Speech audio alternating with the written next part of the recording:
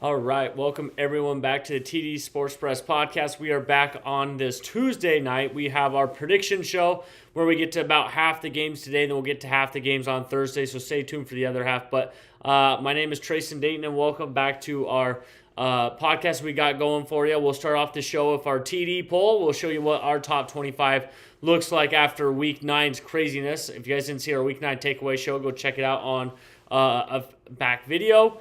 And then we'll go right into our predictions right there. And then we'll just lead off with the show. But starting off, like I said, there's a lot of jobs right now that are open, and we talked about that last week. There's a couple I have my eye on. Auburn is a job that I have my eye on with Hugh Freeze. I don't know how much longer he is going to be there. So that's a job I have my eyes on right now. I'm very I don't want to get into that, but that's what I would say. My job of the week that I'm interested in is Auburn and Hugh Freeze and how long that guy's going to stay there. I mean, they did beat Arkansas last week, but is that going to be enough for him to save his job to next year? I don't know. Brent Venables, he has a huge game coming up. We'll talk about Tennessee and Oklahoma on Thursday. So we'll be talking about a lot of different games going here. But without further ado, let's hop right into our TD poll that we have. We think we're better than the AP poll over here. We'll start at number 25 here. At number 25, we have Michigan. We have Michigan back in the rankings. We had Utah at number 26, Michigan at 25. The reason why we have Michigan at 25 is Michigan has a better win than Utah. Michigan has a win against Washington, and Utah's best win is Colorado. Therefore, we put Michigan at 25. Back at our rankings, we have number 24, Memphis, after their huge profile win against UCF. Puts them right back in the mix in the AAC.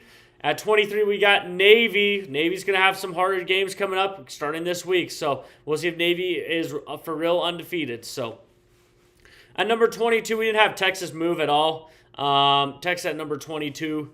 Yeah, that's just, I don't understand. Yep, they just find ways to win. We'll leave it there. Texas has found a way to win the last couple weeks. Hasn't been pretty, but they've been able to find a way. Number 21, we have Iowa. What does the AP poll do? How in the world is Iowa not ranked? Like, that's one of the craziest things, like, in the AP they've done the entire year. Like, why would Iowa not be 21? If you guys didn't know, there was an AP voter that voted LSU to be number 21 after they got thumped by Texas A&M. I'll let you guess who it was. You guys probably already know who it was. Number 20, we got Houston with their big win against Arizona State on the road. That puts them at 7-1, 6-1, something right around there.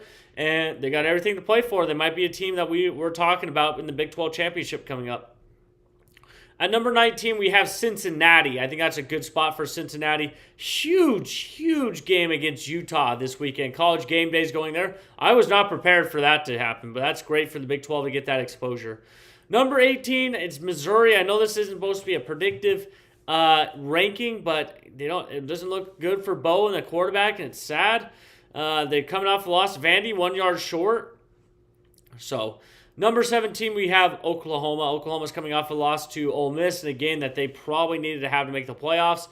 And they're going to play number 16, Tennessee. So Tennessee and Oklahoma, I wouldn't say either of them have that marquee win yet. I don't consider Michigan a marquee win. So whoever wins this is going to stay in the. I think this is a playoff eliminator match right here. So Tennessee, Oklahoma. We'll talk about this game more on Thursday night. Moving on, we got number 15, Louisville. Louisville State's pat. They won. They did what they were supposed to. Number 14, Virginia, finds ways to win. That's all that matters. They find ways to win. Number 13, we have Notre Dame. I think this is a good spot for Notre Dame. Now, they're going to keep moving up. This is a reactive, poll, so we react to things that happen, not to things to come.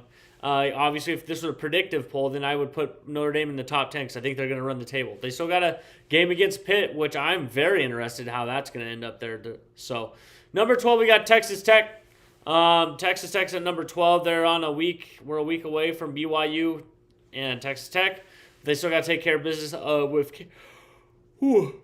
with Kansas State. At number 11, a lot of people have been coming at me for having Oregon at number 11.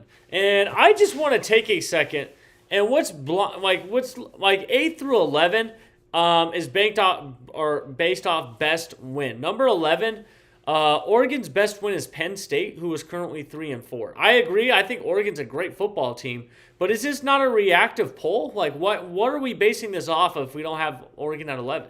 Like Miami has beat Notre Dame. That's a better win than going to Penn State and winning. I said that. So I got Oregon at 11. I don't know why people have so much of a problem with that. I want a team to go out and prove the ranking. Number 9, we got Ole Miss. I think that's a good spot for Ole Miss coming off that win against Oklahoma. Number 8, we got Vandy. 8 or 9, I would say, are interchangeable. It just depends on what you call a marquee win. So, number 7, we had Georgia Tech. Georgia Tech's undefeated in the ACC. They just find ways to win. Kind of like some other teams in the ACC. We'll see if they can keep finding ways. Number 6, I would say my biggest winner of the week was BYU. Oh, we heard last week. We talked about it in the takeaway. I don't want to gloat too much, but BYU was our bet of the week last week. But BYU, I don't know how they're number 10. I don't know how you look at BYU's resume and say, yep, they're number 10.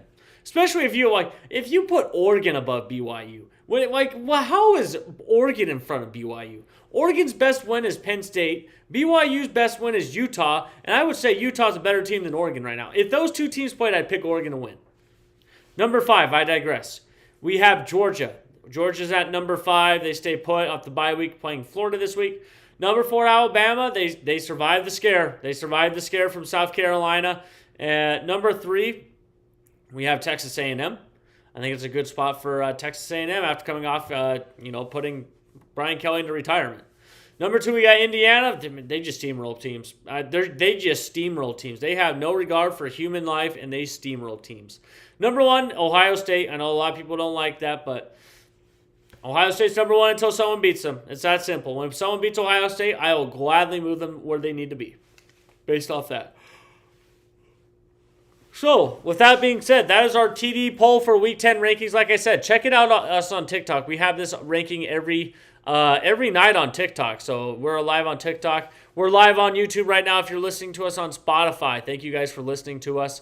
But yeah, guys, check out our YouTube. We're at 21 subscribers. Let's get to 30 subscribers by Sunday, which would be awesome if we could hit that. So, let's move on to our next portion of our show here. We're going to move into our game picks. Moving into our game picks here. So, we have number 9, Vandy, going to number 20, Texas.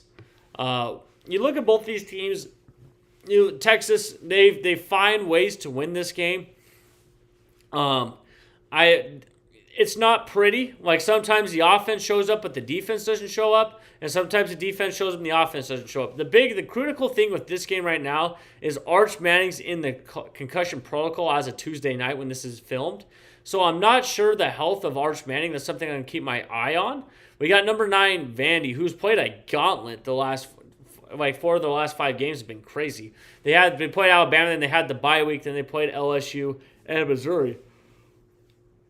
Oh, excuse me. So when I look at this game, Vanderbilt, Diego Pavia, it's gonna Texas defense. They have to guard the Vanderbilt tight ends. Like those tight ends on Vanderbilt are the reason why I think they are what they are right now.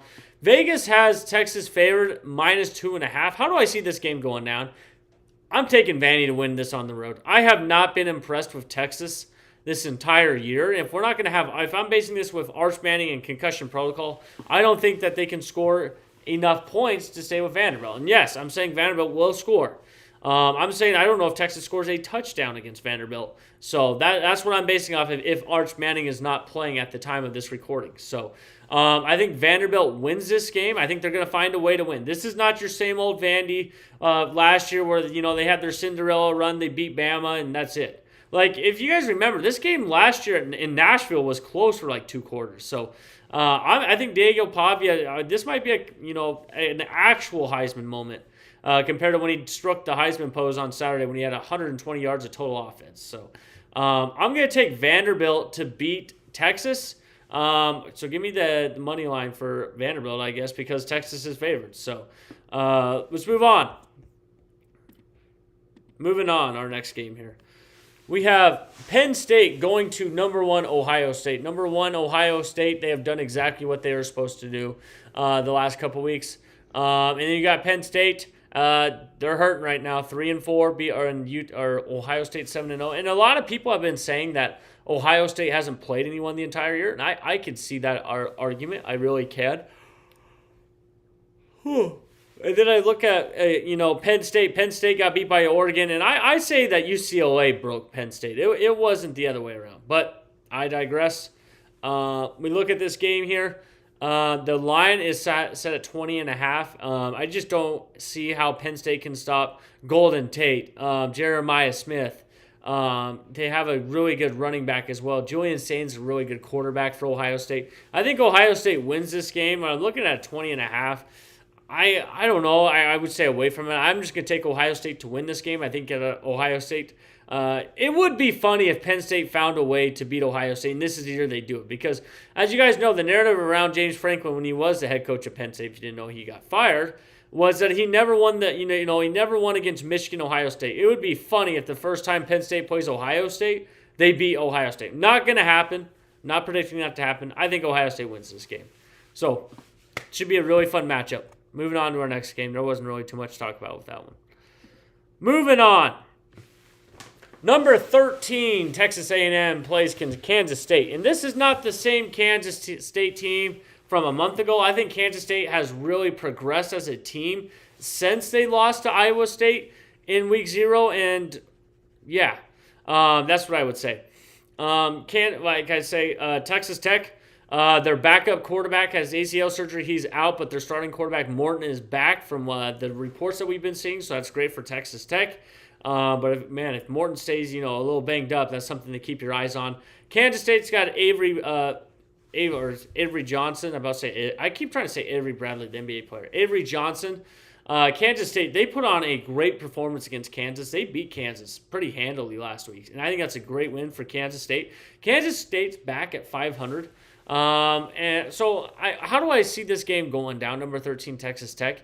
I just think Texas Tech will outman Kansas State. When I'm talking about that, is I think Texas Tech will control the line of scrimmage. They'll be able to run the football. I think that Texas Tech will be able to run the football against Kansas State. Avery Johnson could have a spectacular game. That's definitely could be in the cards. But as I'm seeing this right now, I think Texas Tech wins this game. But it could be a trap game for them because they do play BYU next week. You don't want to look ahead to your next opponent.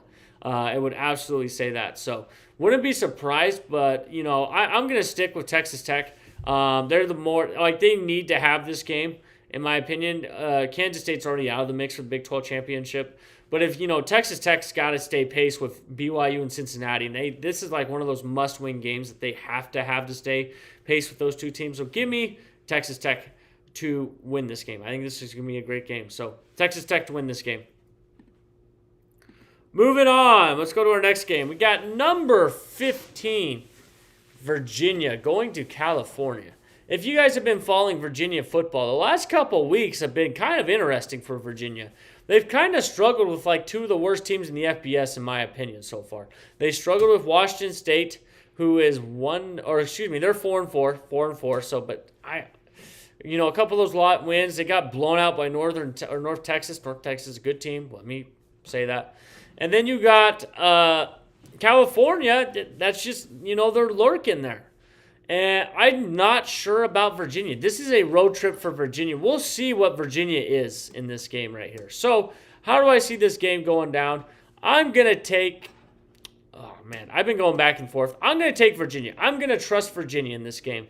Is it right? No. Am I confident? Am I telling people to go bet on it? No, I would not. I would stay away from this game because I can see this game going two ways. Virginia comes ready to play after the last couple weeks. They've kind of not played up to what they can be.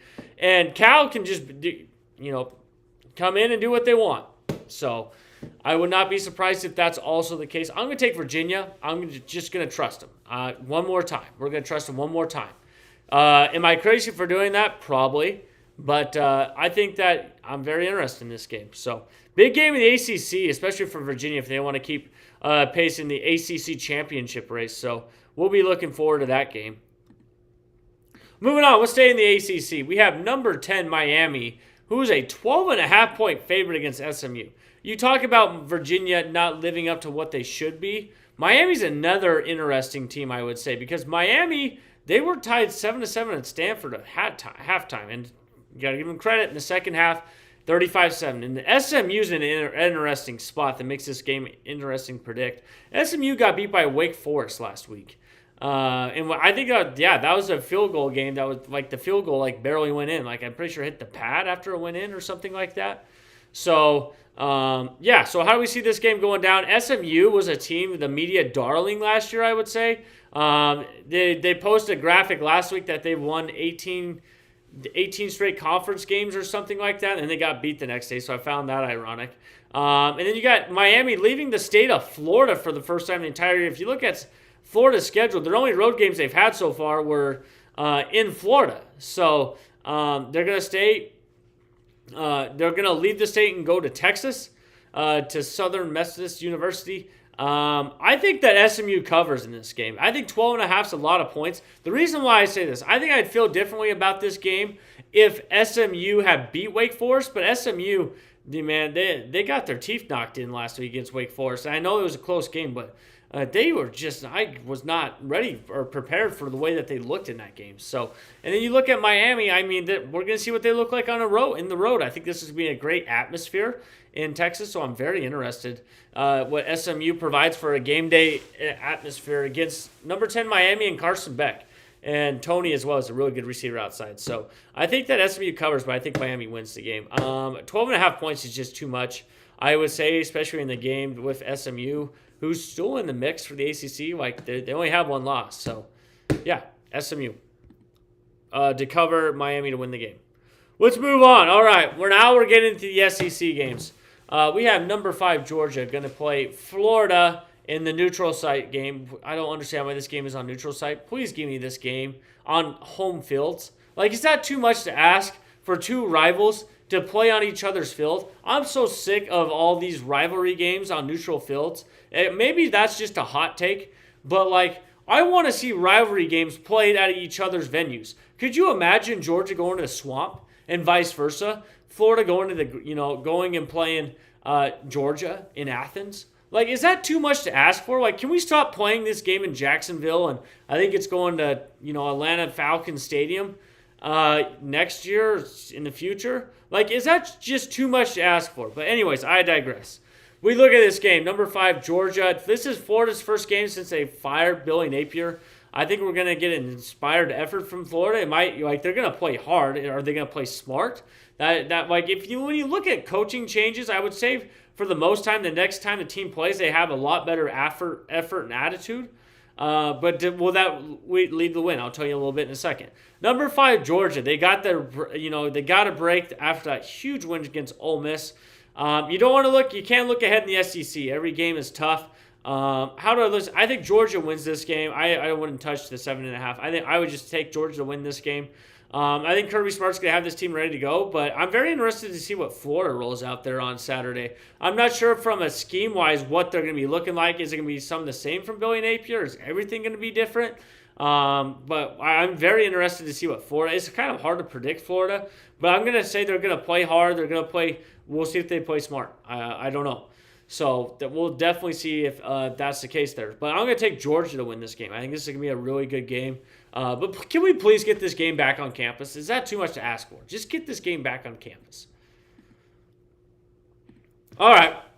We got number 23, USC, who are 6.5-point favorites, going to Nebraska in the blackout. And if you guys didn't know, Nebraska's having a blackout. It's only every other Twitter post, it's every other Instagram reel, every other TikTok. It's about Nebraska's blackout uniforms. We look at Nebraska. They beat Northwestern barely. I think it was a 6-point game or 7-point game. I mean, Nebraska they're 6-2. It just doesn't feel like they're 6-2. USC is in the same boat, but I think they've had a way harder schedule. They've gotten beat by Notre Dame and Illinois. Both teams, or Illinois is not ranked anymore, but they were ranked, and then you got Notre Dame that's ranked 13. This is a playoff eliminator game. Like, this is we'll talk about another one, obviously, but USC Nebraska is a playoff eliminator game. I know a lot of people might not like that comment, but I just don't see a team like USC or Nebraska getting in because USC still has to go to Oregon.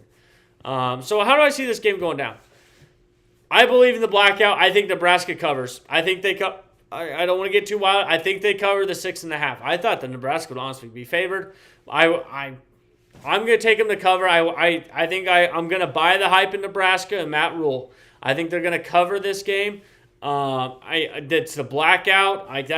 Environment's going to be crazy. I just believe that they are going to find a way. They will find a way to keep this game close and have a chance to win in the fourth quarter. I'm not going to predict who wins this game. I'm going to say that Nebraska covers because I don't know who's going to win this game. I just think Nebraska keeps it close and has a shot to win in the fourth quarter.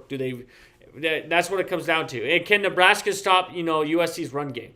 That's another thing. Nebraska's defensive line has been terrible. I think a lot of people would agree with me. It's been awful. So I think Nebraska covers. I don't know who's going to win the game, though. Moving on. We have Purdue going to number 21, Michigan in the AP poll. Like I said, all these rankings are off the AP poll, not my poll. Michigan's a 20.5-point favorite. Purdue's a much improved team under Ryan Odom. I would say they brought in like over 80 transfers coming into this game. Michigan, they need to keep winning in order to keep their, playoff hopes alive that are pretty slim. But hey, crazier things have happened. So Michigan and Bryce Underwood will be playing Purdue. I think Purdue covers the 20.5. I think Michigan wins this game, but I think Purdue covers. I think that's too many points for Purdue. Purdue's a much improved team. Like they've been playing with some teams lately. They've been scoring a lot. Their defense isn't that good, but they've been scoring. So I'm interested to see how Michigan approaches this game because they don't really put up the most points against some of their conference foes, I would say. So that's why I kind of see this game as kind of interesting. So I think Purdue will cover. All right, our last game we got in with our number 25 Memphis is a 13.5-point favorite against Rice. We're going to save the other big Group of 5 game for later this week. How do I see this game going down? I think Memphis wins and they cover this game. I think that they're going to take off after that UC or USF game, and they're just going to take off from here. That's kind of what I see happening there. So, with that being said, that is our full show. Thanks for everyone that's been on here. Go check out our lives on TikTok and our posts on TikTok. We post every morning about 6:30, 7 a.m. Mountain Time, and then we're live every night about 5:30 to 7 p.m. Mountain Time when we don't have a show. When we have a show, it's more like 8 p.m. So, with that being said, we'll see you guys Thursday night. Leave a sub if you love the predictions. Let us know what prediction you like the most. And with that being said, we'll see you guys Thursday.